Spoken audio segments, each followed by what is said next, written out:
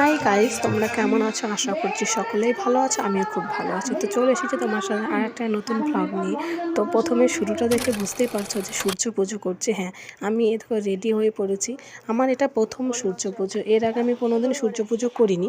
তো সূর্য পুজোটা করতে হয় মানে সন্তানের ভালোর জন্য। তো এই যখন আমি রেডি হয়ে বেরিয়ে পড়েছি রাস্তার ধারে, দেখতে পাচ্ছ কুটি কুটি পায়ে। আর যেহেতু জানো বকুলতলাটা আমাদের বাড়ি থেকে 15 মিনিটের মতো দূরে রয়েছে, তো আমি আমার বড় ননদের মেয়ে হেঁটে হেঁটে যাচ্ছি। তারপরে এটা প্রচণ্ড ভারী ছিল, সেজন্য আমার ননদদের মেয়ে বললো তা আমি আমাকে দাও।